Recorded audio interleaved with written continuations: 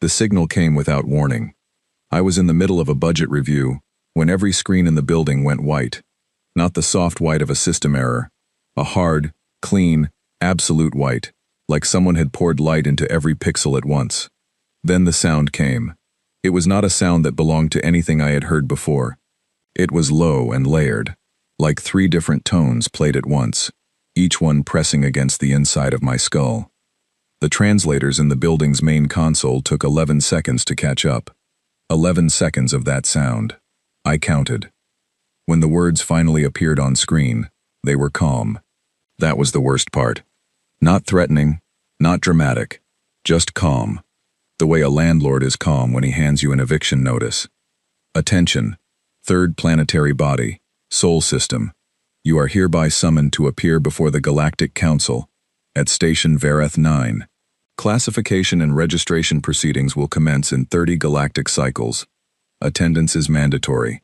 Non-compliance will result in quarantine designation. That was it. No greeting.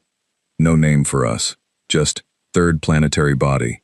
8 billion people on this planet, and we were a rock with a number. My name is Yael Dresch. I am 34 years old. I was, until that morning, a junior officer in Earth's Diplomatic Research Division, a department so quiet and so overlooked that most people in the building forgot we existed.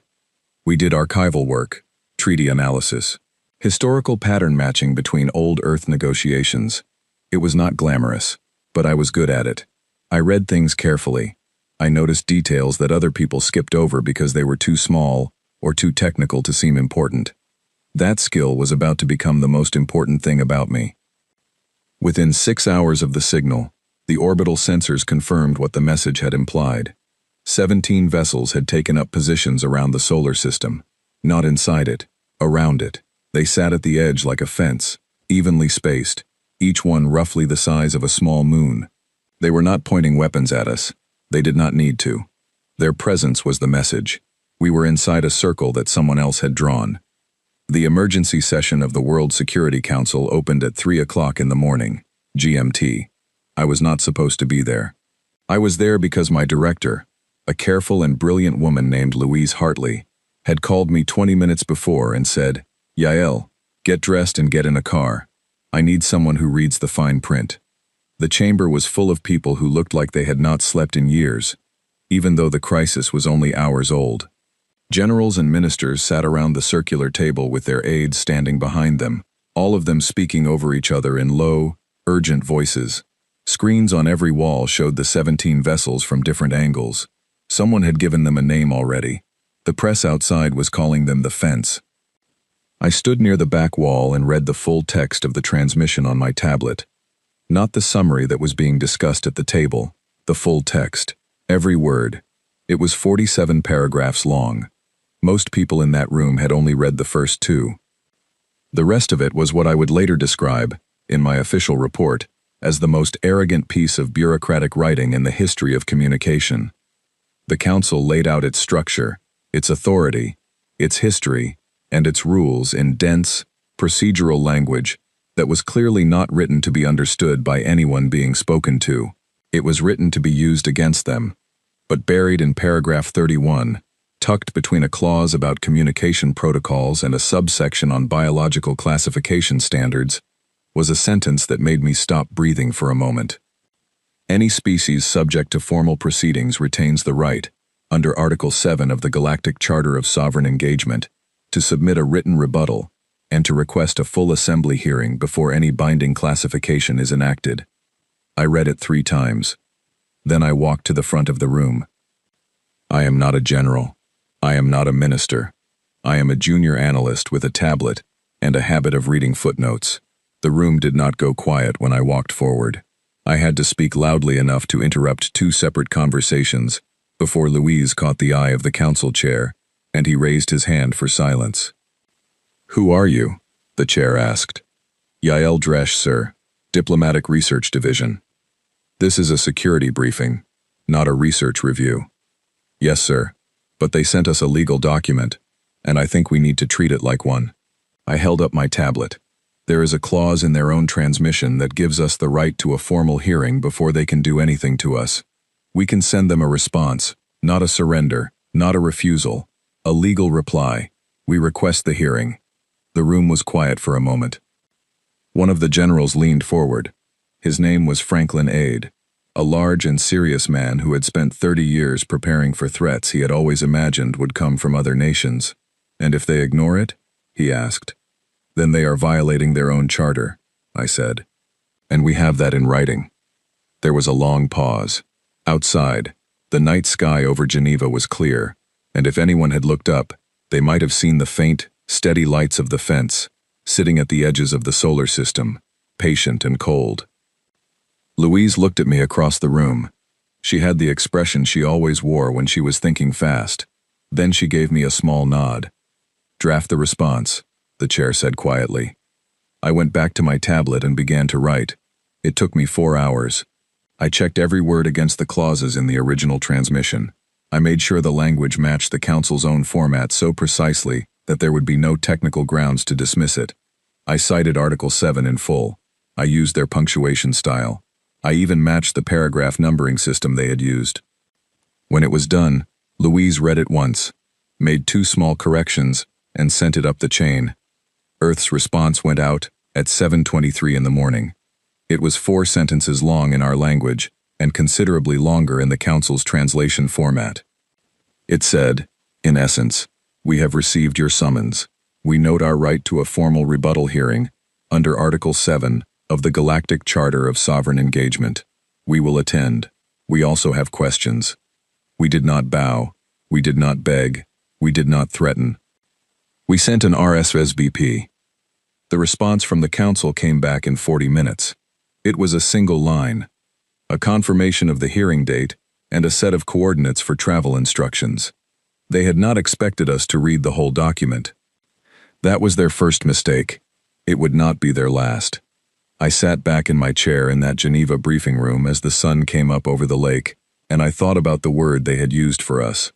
Third planetary body. Not Earth, not humanity, not even a species name, a location. I thought about all the things we had ever been called by people who did not understand us. I thought about every time in history that someone had handed humanity a document designed to confuse us into giving something away, and how sometimes it worked, and how sometimes someone read the whole thing. I thought about what was waiting for us at Station Vareth 9. Then I opened a new document and started preparing for the hearing. The shuttle they sent for us was not designed for human comfort. I figured that out within the first 10 minutes. The seats were shaped for beings with a different center of gravity. The air had a faintly sweet chemical smell that gave me a mild headache, and the lighting was set at a spectrum that made everything look slightly wrong, the way a photograph looks when the color balance is off. I adjusted my seat cushion for the 4th time and gave up on comfort as a goal. There were 6 of us in the delegation. Louise Hartley, my director, who had insisted on coming herself despite 3 separate attempts by the Security Council to send someone with more political rank.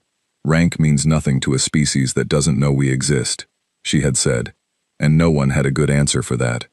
Dr. Ren Okoro, our lead historical analyst, a quiet man in his 50s, who had spent his career studying the patterns of how powerful institutions maintained their power. Lieutenant Commander Priya Nair from the Space Corps, who was there as our technical advisor, and who I suspected was also there to quietly assess the structural vulnerabilities of everything we passed. My colleague Owen Marsh, who was the best living expert on nonverbal communication across human cultures, and who had spent the last 3 weeks consuming every piece of data we had on non-human behavioral signals, and myself. The 6th person was a man named Carl Birch. He was from the Council's own translation office, a human who had been recruited 12 years ago through a channel that none of us had known existed until 48 hours before departure. Carl was 41, thin, and very careful with his words. He told us on the first day that the Council had been aware of Earth for longer than their transmission had implied, and that the word they had used for humanity in their internal documents was not pre-rational. It was a word that translated more accurately as ungovernable. He said it without any pride or shame, just as a fact. I found that far more interesting than anything they had called us officially. The journey to Vareth 9 took 9 days. We were not given access to the ship's navigational systems or any view of our route. The windows could be covered. And after the first day they were. I spent most of the time in the delegation's shared workspace, reading.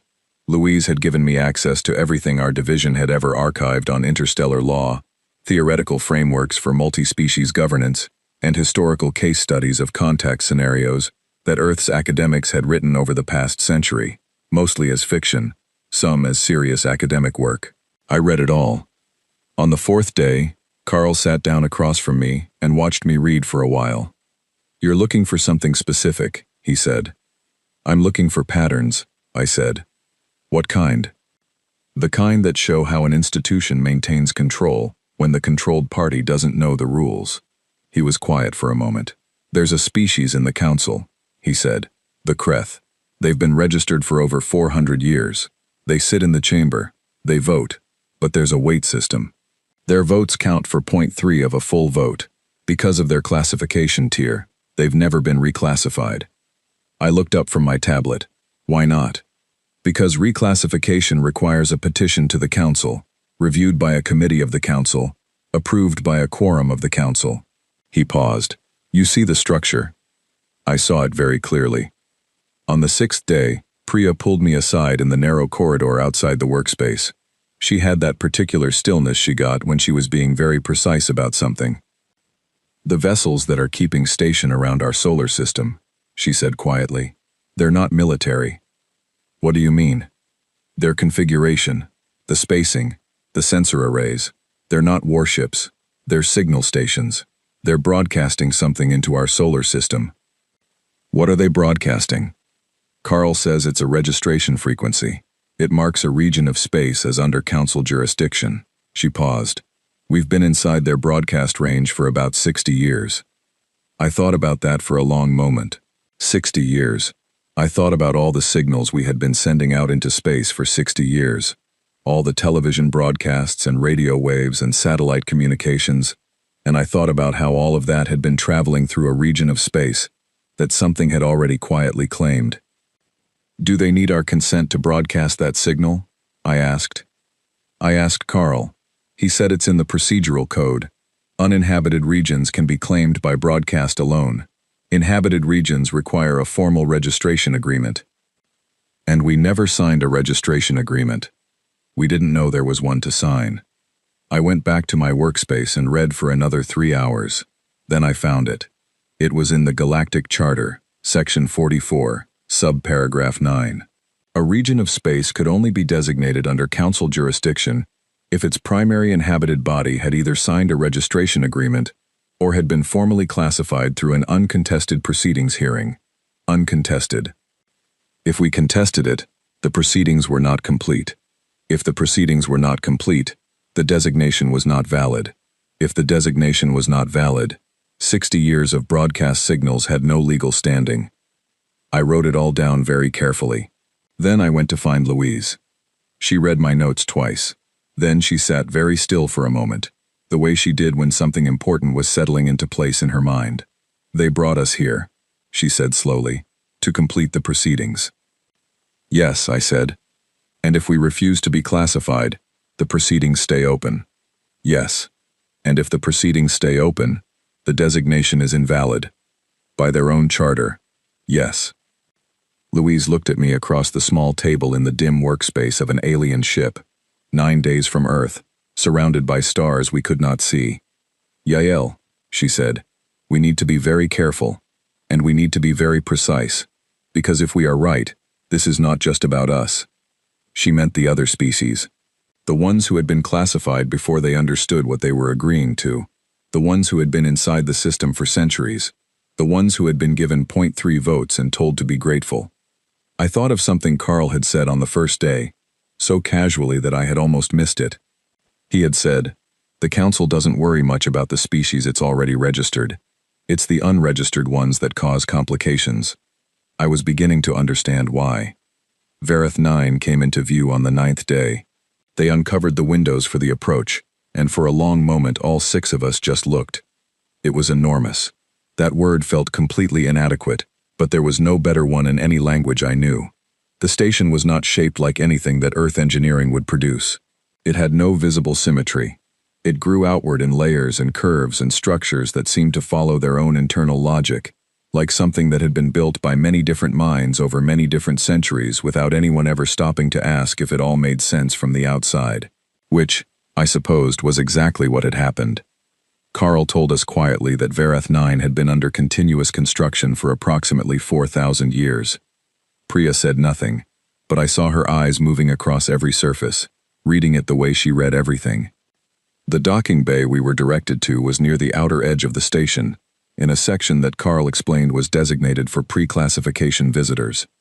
The bay was functional and clean, and completely empty except for us. No welcoming committee. No ceremony. A single automated platform directed us through a corridor to a waiting area. The waiting area had chairs. They were not designed for humans. I looked at them for a moment, then found a section of floor with good sight lines, and sat down on it. Louise sat beside me. Owen started quietly cataloging every architectural detail he could see. Ren opened his research kit and began making notes. Priya stood near the entrance and watched the corridor. I read my notes one more time. The hearing was scheduled for the following morning, in the council's time system. Carl explained that the chamber held delegates from over 900 registered species, that each species had an assigned position in the chamber, determined by their classification tier, that Earth would be positioned in the observation section, a gallery above and behind the main floor, without a formal delegate seat, because we had not yet been classified. Where do the Kreth sit? I asked. Carl pointed to a location on the chamber schematic on his tablet. It was near the back of the main floor, not the observation gallery, but far from the central floor where the senior council members sat. And the council's senior members, I said. How many species are represented there? 7, Carl said. Out of 900. Yes. I looked at the schematic for a long moment. 900 species in one chamber. 7 of them making the decisions. The others watching. Voting with their 0.3 votes and their classification tier weights. And their 400 years of registration. Carl, I said, when was the last time a species contested its classification? He thought about it. Officially? Never. There have been withdrawals from proceedings. 2 species that simply refused to appear. Both were quarantined. But no formal contest. No one used Article 7. Not that I know of. I nodded slowly. The waiting area was quiet, far above us, through walls of material I could not name. 900 species went about the business of a galaxy they believed they understood completely. I thought about what it meant to walk into a room where everyone assumed they already knew how the conversation would end. Then I thought about 31 years of reading footnotes. I closed my tablet, set it on my knee, and decided to get some rest.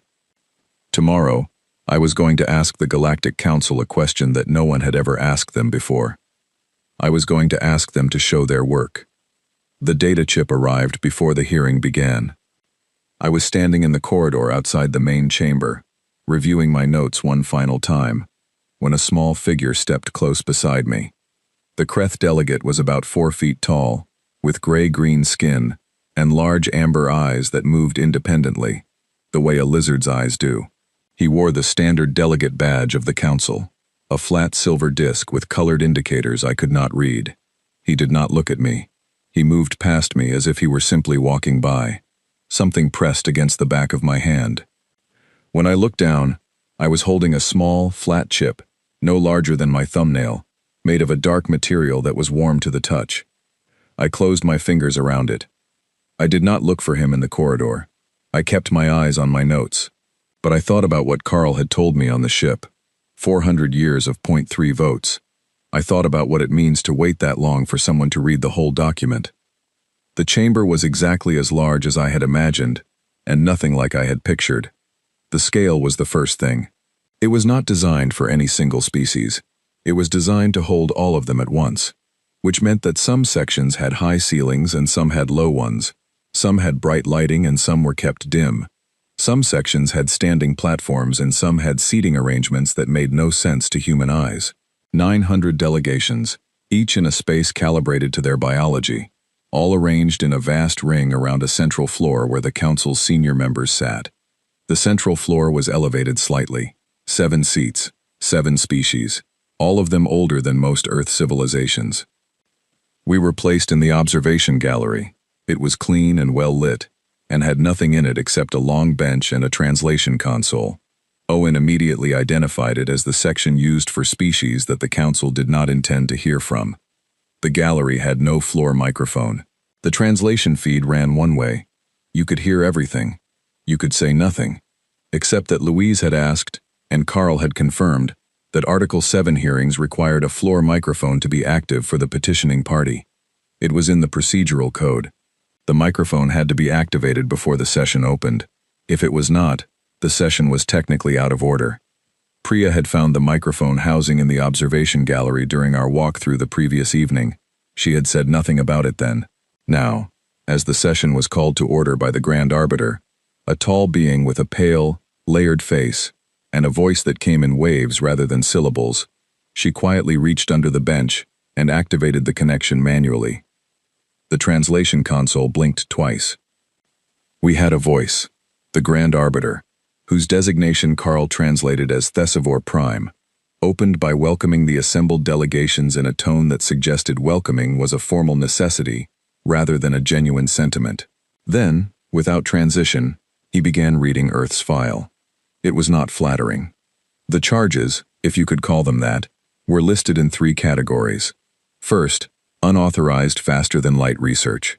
We had been conducting theoretical work in that area for decades, apparently in violation of a council regulation that prohibited pre-classified species from developing certain technologies.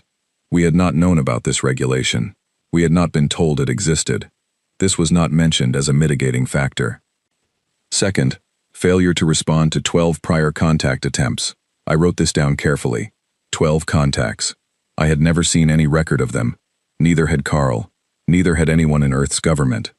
When I wrote a small note to Louise asking if she had any knowledge of them, she shook her head. Third, and most interesting, what Thesivor Prime called cultural volatility.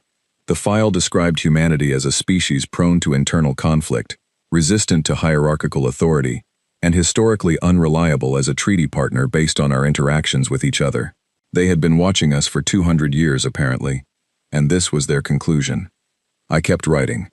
When the recitation was finished, Thesivor Prime looked toward the observation gallery with the particular expression of someone performing a courtesy they do not believe is necessary. The Sol delegation may now observe proceedings, he said. Classification assessment will be conducted by committee and returned within 6 cycles. He had not invited us to speak. He had said, observe. Louise leaned to the microphone. Grand Arbiter, she said clearly. Earth formally invokes Article 7 of the Galactic Charter of Sovereign Engagement. We are here for a rebuttal hearing, not an observation session. We request the floor. The silence that followed was the kind of silence that has weight. Thesivor Prime looked at the observation gallery for a long moment, then he looked at the console in front of him. He was checking, I realized, whether the microphone in our gallery was supposed to be active, whether it had been authorized. It had been activated, not authorized. Those were different things under procedural code. Carl had explained this to us carefully. An activated microphone in an Article 7 session was protected. It could not be deactivated without closing the session entirely, and closing a session midway through a formal Article 7 invocation was itself a charter violation. Carl watched all of this from his seat beside me, with the expression of a man who had known for 9 days that this moment was coming, and had spent that time deciding which side of it he wanted to be on. Article 7 invocation is noted, Thesivor Prime said at last. His voice had not changed. That impressed me, in a way. The Sol delegation will be allotted standard rebuttal time. Thank you, Louise said. We will need somewhat more than standard time. We have a number of specific legal questions. She handed the floor to me. I stood up at the gallery railing and looked out at 900 delegations in the largest room I had ever stood in, and I felt something settle in my chest. Not calm exactly. Something more useful than calm. Clarity. Grand Arbiter, I said. Members of the Council. Fellow delegates. I paused on that last word intentionally, making the inclusion deliberate. My name is Yael Dresch. I am a diplomatic research officer for the government of Earth. Under Article 7, I would like to begin our formal rebuttal by asking the Council to provide the complete public record of every species classification proceeding conducted in the last 500 years. A sound moved through the chamber. Not a word. Just a sound. The way air moves through a large space when many different beings shift at once. Thesivor Prime was very still. That record, he said carefully, is an administrative archive. It is not standard hearing material.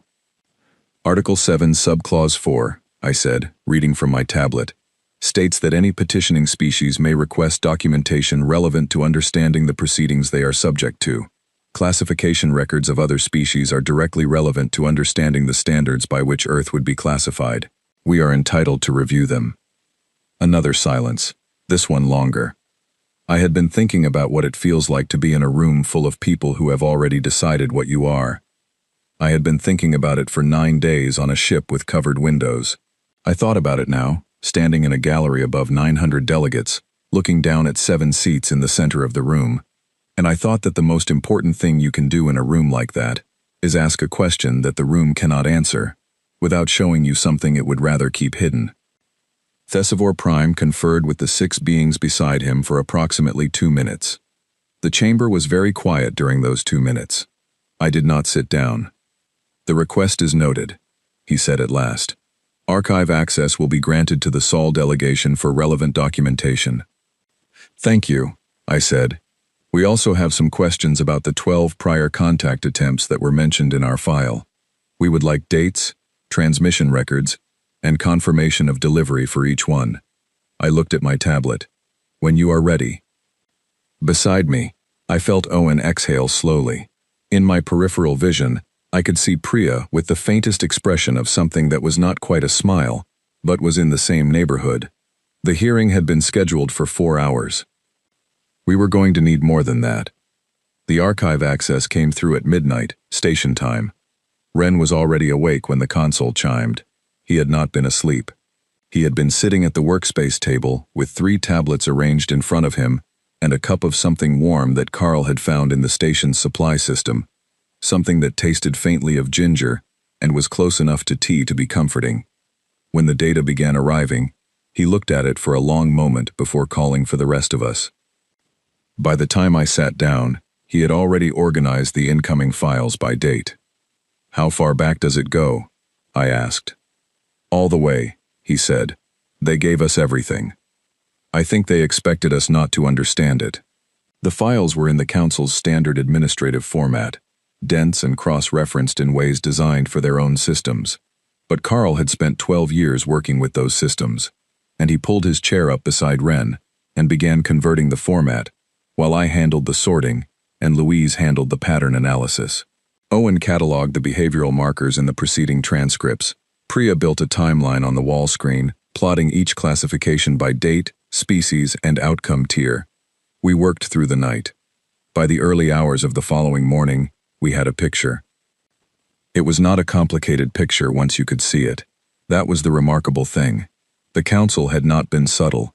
They had not needed to be, because no one had ever sat down with their complete archive and read it all the way through. In 500 years of recorded classification proceedings, 412 species had been formally registered. Of those, 397 had been classified in the lower tiers, Tier 3 and below, which meant 0.3 votes, which meant that their petitions for reclassification went to a committee composed entirely of Tier 1 and Tier 2 species, all of whom had a structural interest in maintaining the tier system exactly as it was.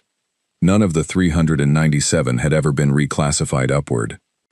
Ren pointed to a particular pattern that appeared in the economic data attached to each registration agreement. Every Tier 3 or below species had, as part of their classification agreement, granted the Council administrative rights over their primary interstellar travel lanes. Not ownership, administrative rights. The difference was important legally, but in practical terms it meant that every ship traveling to or from a lower-tier species home system passed through a checkpoint managed by the Council, who charged transit fees that went into a fund administered by and distributed to Tier 1 and Tier 2 species. It's a toll road, Owen said.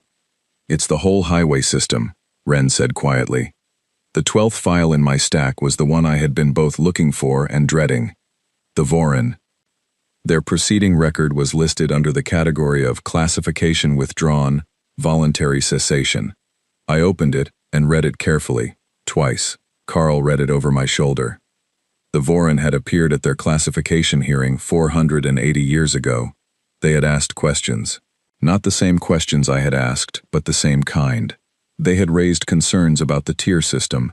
They had asked for the complete archive, though they had used different language for the request. The council had denied the request on procedural grounds that no longer appeared in the current charter. The proceeding had been suspended rather than completed. The Vorin's home system was listed in the current administrative record as uninhabited, no registration status. That last part was a lie. Not a mistake, not an oversight.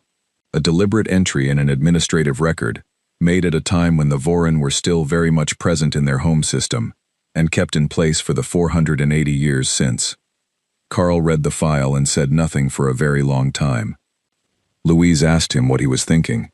"I've worked for them for 12 years, he said. I knew the structure was old. I knew it favored certain species. I told myself it was complicated, that there were reasons." He looked at the screen. "This isn't complicated." "No," Louise said, "it isn't." I closed the Vorin file and opened my legal analysis document.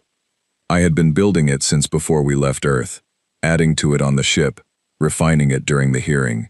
Now, I added 3 new sections based on the archive. The first section addressed the 12 contact attempts. The archive included transmission logs. None of them included delivery confirmation. 2 of them had been sent on frequencies that Earth's technology could not receive at the time they were sent. 1 had been directed at the wrong planet. I documented each one carefully. The second section addressed the jurisdictional claim, the 60-year broadcast signal, the registration requirement, the fact that no valid registration agreement existed, the fact that, under the Council's own charter, an incomplete proceeding could not support a valid jurisdiction claim. I cited the relevant sections. I footnoted everything. The third section was the one that took me the longest to write, because I wanted it to be exactly right. It addressed the Vorin.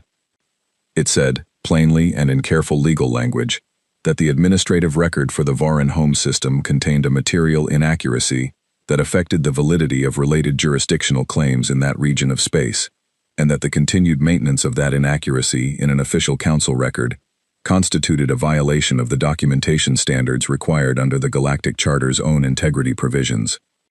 I did not use a more loaded word than inaccuracy. I did not need to. The documentation spoke for itself. When the section was finished, I read the whole document from the beginning. It was 41 pages.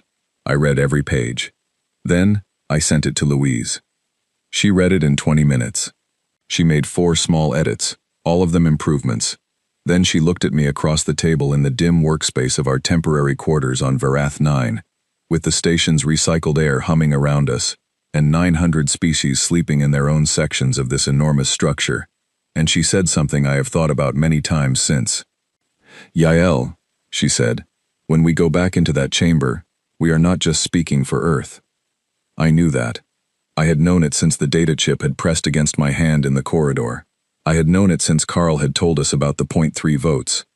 I had known it since I read the word uncontested in the charter, and understood what it would mean to contest it. "I know," I said. "Are you ready?" I thought about what it means to be ready for something that cannot be undone.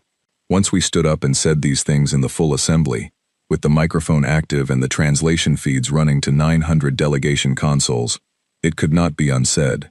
It would be in the record. The Council's own record, which they had just granted us access to, which meant our access and our findings were already part of the proceeding archive. You cannot put something back in the dark once it has been read aloud in a room full of people who finally understand what they have been looking at. "Yes," I said. Louise nodded. She turned off the light above the workspace. Outside our window, the station lights of Varath 9 burned in patterns I was slowly learning to read. I did not sleep that night either. But it was a different kind of wakefulness, not the anxious kind, the kind that comes from knowing exactly what you are going to do next, and knowing exactly why. The full assembly session opened at the first hour of the station day, which the Council's system called the commencement bell, a sound broadcast through every corridor and section of Varath 9 that was apparently traditional, and deeply important, and to my ears, sounded like a very large building clearing its throat. I was already in my seat.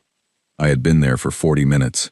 I had my tablet, my document, and a glass of water that Carl had brought, along with a quiet word of something that was not quite encouragement. He had said, simply, "It matters that you are here." I had thought about those 5 words for the rest of the walk to the chamber. The assembly was larger than the previous session. The gallery section where we sat was now joined by a number of additional delegates who had clearly requested observer status since the first day's proceedings. Carl counted quietly and told me there were representatives from 14 species who had not been present before. Some of them he recognized, others he did not. Below us, on the main floor, the 900 registered delegations filled their sections. The 7 senior council members took their central seats. Thesivor Prime opened the session with the standard formalities. Then he looked at the observation gallery. The Sol delegation has submitted a written document under Article 7 procedures. The document will now be entered into the record, and the Sol delegation will be given the floor for their formal rebuttal presentation. This was proper. This was exactly what the charter required. He could not have done otherwise, and the fact that he announced it in the same measured tone as everything else told me only that he was very good at not showing what he was thinking. I stood up. I spoke for 2 hours. I did not raise my voice. I did not use dramatic language. I read from my document, and when I departed from it, it was only to explain a point more clearly, to give context, to make sure that the translation feeds were rendering a concept accurately.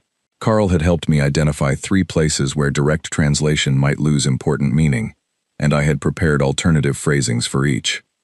The 12 contact attempts came first. I went through each one. Dates, frequencies, targeting coordinates, delivery records. For each of the 12, I showed why it had not constituted a valid attempt under the Council's own communication standards. The chamber was very quiet while I did this. I imagine it is a particular kind of quiet that settles over a room when a very confident institution hears its own record read back to it and realizes it does not look the way it felt at the time. The jurisdictional analysis came next. I built it piece by piece, the way Ren had taught me to build any historical argument, from the foundation up, so that each piece supported the next, and none of it could be pulled away without bringing the rest with it. The broadcast signal, the registration requirement, the incomplete proceedings, the charter provisions. I cited every section by number. I did not editorialize. The structure spoke for itself. By the time I reached the tier system, I noticed something happening in the chamber. Delegates were talking to each other, not during my presentation, but in the brief pauses between sections, when I stopped to drink water or check a reference. Not loudly, not dramatically, but the movement of communication was there, subtle and continuous, like a current running beneath the surface of the room. The Kreth section was still. Their amber eyes, every one of them that I could see, were directed at the gallery. I reached the section on the economic structure, the transit fees, the tier weights, the pattern that 500 years of classification had built without ever stating itself plainly in a single document. I described it as clearly and neutrally as I could. I described it the way you describe the layout of a building. Here is this room. Here is this corridor. Here is what you find when you follow it all the way to the end. I did not say that it was wrong. I did not need to. When I reached the Vorin section, the chamber was so quiet that I could hear my own breathing. I described what the archive showed. Their appearance at proceedings 480 years ago. Their questions. The suspension of their case. The administrative entry, listing their system as uninhabited. I read the entry aloud. I let it sit in the air of the chamber for a moment. Then I said, calmly, under the documentation integrity provisions of Article 19 of the Galactic Charter, this entry constitutes a material inaccuracy in an official council record. We are formally requesting that it be corrected. Thesivor Prime had not moved in a long time. I looked at the 7 central seats and then deliberately looked away from them, out at the rest of the chamber, because this was the part that mattered most. Fellow delegates, I said. I used the word again. I had planned to use it here. Earth did not come to this chamber to fight the Galactic Council. We came because we received a document that required a response, and we read it carefully, and we found something that required us to ask questions. That is what we have done. These are the questions. The record is now complete. I paused. Earth will not be registering under the current framework. We are not refusing cooperation with the wider community of species represented in this chamber. We are declining a specific agreement that, on review, we cannot enter in good faith. Our reasoning is in the document. Our door is open to any species that wishes to discuss a different framework, one built on what we were told this council was created for. I picked up my tablet. I believe the phrase in the original charter is mutual sovereign dignity. I sat down. The silence held for a long time. Then something happened that Carl later told me was extremely unusual in the history of council proceedings. A delegate stood up. Not from the central floor, from the main section of the chamber, the Kreth section. The delegate rose from their seat, which in their cultural register was, Carl whispered to me, the closest expression they had to standing applause, a physical declaration of acknowledgement. A second delegate rose, from a section I did not recognize. A third. Thesivor Prime said something. I do not know what it was, because the translation feed had a 2-second delay, and by the time his words reached my console I was watching a fourth delegate rise, and a fifth, and what I remember most clearly is not any single moment but the overall shape of it, the way a room changes when people in it realize they are allowed to move. Owen put his hand on my arm. I looked at him. His expression was the careful, precise expression he wore when he was reading something nonverbal very accurately and wanted to make sure he was reporting it correctly. That's not agreement, he said quietly. It's recognition. They're recognizing the act, not the outcome. I know, I said. Louise leaned over. Time to leave. We stood up. Carl gathered the equipment. Priya was already at the door. Before I turned to go, I did one more thing. I reached to the translation console and left the communication channel open, wide open, broadcasting Earth's contact frequency on the Council's own network, which meant it was accessible to every delegation in the room. Then I walked out. The corridor outside was long and quiet, and my footsteps echoed in a way that made the space feel larger than it was. The others walked with me, and no one said anything until we had rounded a corner and the chamber doors were behind us. Louise spoke first. Well, she said. Well, Priya agreed. Ren was already making notes. Carl walked beside me for a moment and then said quietly, so that only I could hear, there is something I should tell you. About the Voran system. I looked at him. Their file says uninhabited, but the file was entered 480 years ago, and no one has sent a survey mission since, because the file says uninhabited. He paused. Someone should probably check. I thought about that for a long moment, walking through the corridor of Vareth 9 with the station's recycled air around me, and a return journey of 9 days ahead, and 8 billion people at the end of it, who were going to want a full briefing. Someone will, I said. 6 months later, I was sitting at my desk in the Diplomatic Research Division in Geneva when the first message arrived from the Kreth. It was formal and careful, and written in a style that suggested someone had drafted it several times. It said that the Kreth sovereignty was interested in discussing the framework that Earth had referenced in the assembly chamber. The phrase, mutual sovereign dignity. They wanted to know what we meant by it. I started writing a reply. By the time I finished the first draft, 4 more messages had arrived. 3 from species I did not recognize, whose names I had to look up in the archive. 1 from a species whose file I did find, because they were listed in the Council's records under a different name, the name the Council had given them rather than the one they called themselves. They had been registered for 230 years. They had 0.3 votes. The sanction motion against Earth came on the 11th day after the hearing. The Council filed it formally, citing our refusal to complete classification proceedings and our disruption of standard session order. It required a quorum vote of all registered delegations. The vote was taken. We watched the results come in through Carl's connections. It failed. Not by a large margin, but it failed. Enough delegations abstained that the quorum was not reached.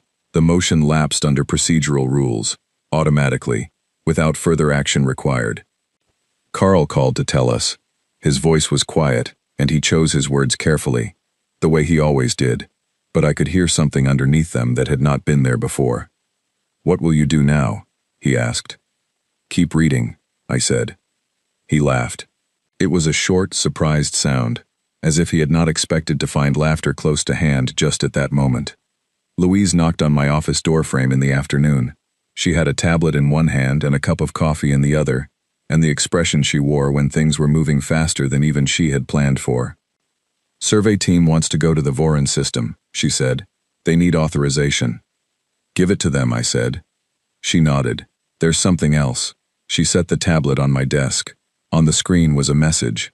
The translation stamp at the top showed it had come through one of the deep space relay systems that Earth had been quietly building for the past 3 years. The message was short. It had taken 3 weeks to arrive. It said, "We knew you'd come." I read it twice. Then I looked out my window at the Geneva sky, which was a pale winter blue, clean and cold and very clear. Somewhere above it, far beyond where the eye could reach, signals were moving. Some of them were new. Some of them had been traveling for 480 years. I thought about what it means to wait. To keep a small colony alive on a moon, without technology, without contact, because something happened 4 centuries ago that told you the people who should know the truth would not come looking unless someone made them look, and to wait anyway.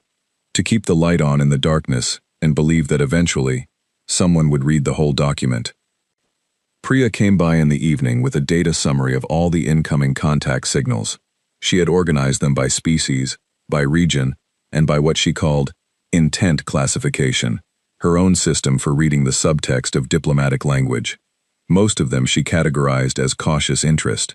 3 she marked as something more urgent, species currently under active registration enforcement who were asking, very carefully, whether there was a legal mechanism they could use. There was. I had already found it. It was in Article 7. They just needed someone to explain that they were allowed to use it. Owen stopped by last. He had been doing what he always did, reading the nonverbal record of everything, going back over the archive transcripts, watching the chamber footage from every angle available, cataloging the behavioral signals of hundreds of species in the moment after I sat down. He had a theory, which he shared with me in the careful way he always shared theories, as an observation rather than a conclusion. The species that stood up, he said, in the chamber. I've been looking at the ones who didn't, the ones who stayed seated. And? Most of them wanted to stand. You can see it in the physical micro-movements, the lean, the small shift of posture. They started and stopped. He paused. They were afraid. Of the council? Of being first. He looked at me. You made it easier for the ones after the first. But someone still had to be first. I thought about the Kreth delegate in the corridor. The data chip pressed against my hand. 400 years of waiting for someone to read the whole document. They've been practicing being first for a long time, I said. Owen nodded. Yes, I think that's right. After he left, I sat alone in my office for a while. The division was quiet. The building was quiet. Outside, Geneva went about its evening in the ordinary way that cities do. Lights coming on in windows, people moving through streets, the small continuous business of being alive. I thought about what the council had called our greatest flaw: emotional volatility, stubbornness, resistance to hierarchical authority, the tendency to keep asking questions even when the room had clearly decided the conversation was over, the tendency to read past the summary and into the footnotes, the tendency to notice the one delegate out of 900 who pressed a chip into your hand and understand what it meant. They had meant it as a list of problems. I decided to keep all of it. I opened a new document on my screen and began writing. Not a legal filing, not a briefing. The beginning of something else. A framework. Built from scratch, in plain language, with no tier system and no weighted votes and no administrative rights over anyone's travel lanes. A framework that started from the phrase the original council charter had used, and then spent 500 years walking away from. Mutual sovereign dignity. It was a good phrase. It deserved a better document. I had a lot of reading to do. I had a lot of writing to do. I had messages to answer and survey teams to authorize, and species to speak with who had been waiting, some of them for a very long time, for a conversation that someone had kept postponing. Outside, the stars were coming out over Geneva, the same stars that had looked down on this planet for all of human history.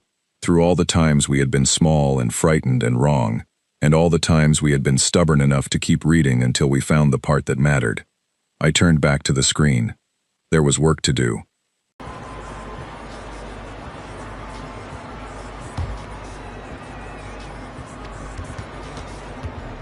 Left corner.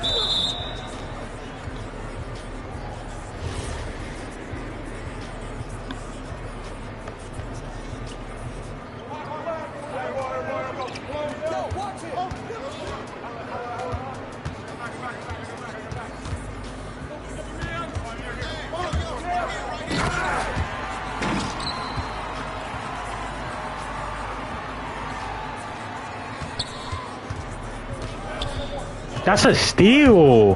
Twice!